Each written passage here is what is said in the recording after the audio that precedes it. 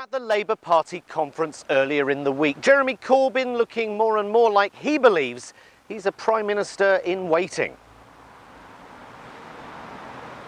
Don't get cocky, Jezza. Yeah, had a great time, Tim. Pissed right up. Great Labour conference. It was like a victory parade for the losers. This really odd mix of smug socialists waving their dicks around, looking forward to going back to a 3-day week, the lazy fuckers, along with loads of politely smiling yet confused Blairites, trying to get involved, but, you know, looking like they've come to a rave having left their MDMA on the kitchen table. You know, loads of people waving the EU flag around, pretending it represents the promised land, and loads of lefties pretending they didn't vote leave. Loads of them, and lots of elephants in rooms. You know what I mean? It's a phrase, Tim. The elephant in the room. It's the thing you ignore. That's the point, Tim. It's hard to ignore an elephant in a room, isn't it? That's the point. Elephants. Yes, you had Adolf the anti-Semitic elephant, who was not seen at many fringe events. There was Mr. Misogyny, the abusive elephant, who ensured Laura Kuenssberg needed a fucking bodyguard. You ever wonder why Kuenssberg seems like she hates the Labour Party? And then, of course, there was Bingo, the Brexit elephant. You know, he's the biggest, he's the strongest, he's the leader.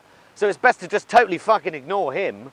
There's so many elephants, they even had a special room for them. There was a specific safe space, the elephant house, if you will. You see this? I walked past it, right? A room at the conference specifically put aside as a safe space away from potentially offensive thoughts and ideas. At one point, you had the entire conference crammed in there, chanting, "No one say anything I disagree with. No one say anything I disagree with."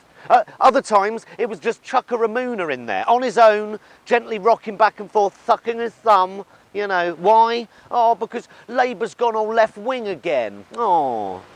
Maybe Labour don't need a Brexit strategy, because maybe a progressive, domestic, socialist agenda is the best post-Brexit strategy of all. Could be a good thing, you know? I'm not a fucking leaver, Tim. Fuck off, all right? But we're leaving. I'm a Remainer, but you know what happens if you remain? You get left behind. You're right, Tim. Labour should have had a debate. They could have finally orchestrated the great debate that this country has been crying out for ever since the day that Etonian hammy-faced pig fucker called the fucking thing in the first place. Okay, but they didn't. And why? Because they don't have to.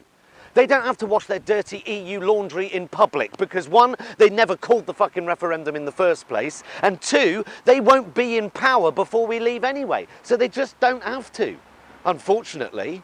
So instead, the Labour Party conference was, well, there was some speeches. Emily Thornberry tried out a new stand-up routine. There was a safe space, lots of fucking elephants. And in a demonstration of how much the party has healed, they were handing out copies of The Guardian and The Socialist Worker. So, you know, that's progress. And Kuenssberg needed a fucking bodyguard. Which amazed me, because I wouldn't fucking mess. But all in all, fucking classic Labour conference. Great fun. Yeah. Well, now all eyes turn to the Conservative Party conference in Manchester.